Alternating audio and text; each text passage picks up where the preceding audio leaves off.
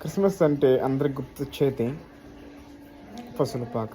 ఇక్కడ ఒక విషయం మనం నేర్చుకున్నది ఏంటంటే, పశువులు ఉండే ఆ ప్లేస్లో యేసయ్య పరుండు పెట్టారు. లోకరక్షకుడైన యేసయ్యకు, మనుషుల పాపాల కోసం జన్మించిన యేసయ్యకు పశువులు స్థానం ఇచ్చాయి. లోకంలో ఇంకెక్కడ స్థానం లేదు. అంటే ఈరోజు మనం దీనివల్ల మనం నేర్చుకునే విషయం ఏంటంటే, ఒక మనిషిగా ఉన్న మనము ఆఫ్టర్ ఆల్ పశువులే ఒక మనిషికి సహకారంగా ఉన్నప్పుడు, పశువులే అక్కడికి వచ్చిన మనుషులకి, లేక మరియమ్మకు, యోసేపుకు, లేక బాలుడుకు స్థానం ఇవ్వాలని ఆలోచించినప్పుడు, అక్కడ మరియమ్మ యోసేపుకు ఒక సహాయం అవసరము. ఆ సహాయం పశువులు చేశాయి. పశువుల పక్కన స్థానం ఇచ్చి వారు చేశారు. పశువులు అవకాశం ఇచ్చాయి.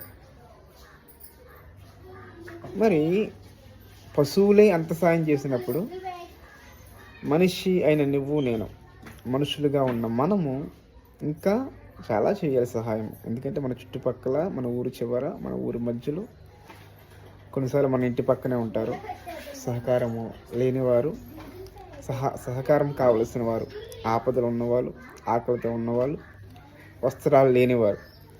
మరి వారికి నువ్వెంత సాయం చేయాలి? అక్కడ వారు, లేక అక్కడ పశువులు సహాయం చేశాయి కాబట్టి, పశువులు స్థానం ఇచ్చాయి కాబట్టి అక్కడ ఆ రోజు క్రిస్మస్ జరిగింది. క్రీస్తు యొక్క జన్మము, లేక క్రీస్తు యొక్క క్రిస్మస్, మొట్టమొదటి క్రిస్మస్ అక్కడ జరిగింది. సో మనిషిగా ఉన్న నువ్వు నేను నేర్చుకోవాల్సింది ఏంటంటే, పశువులే అంత సాయం చేసినప్పుడు ఆపదలు ఉన్న వానికి, మనిషిగా ఉన్న మనము ఇంకెంత సాయం చేయాలి? మన చుట్టుపక్కల వారికి, మన పొరుగు వారికి, మన బంధువులకి, మన ఇంటిలో వారికి. సో ఈ ప్రశ్న వేసుకోవాలి ఒకసారి. ఎందుకంటే పొరుగువానికి సహాయం చేయలేని క్రిస్మస్ దండగే.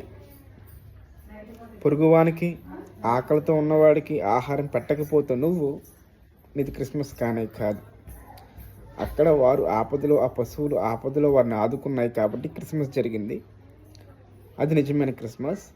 నువ్వు కూడా నిజమైన క్రిస్మస్ చేయాలంటే ముందు పొరుగువాని ఆదుకోవాలి. ఎందుకంటే నీ వీధి చివర, నీ ఇంటి పక్కన, నీ ఇంటిలో, ఎక్కడ దాకా ఎందుకు, ఎవరినో పక్కన పెట్టండి, ఇంట్లో కూడా ఉంటారు కొన్నిసార్లు ముసలి వాళ్ళు, ముసలి వాళ్ళు ఉంటారు. కొన్నిసార్లు వాళ్ళని పలకరించినా కూడా మనము ఇష్టపడం.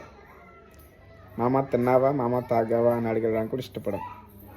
ఆ మనసు నీకుండి నువ్వెంత మెగా క్రిస్మస్ చేసినా అది దండగే.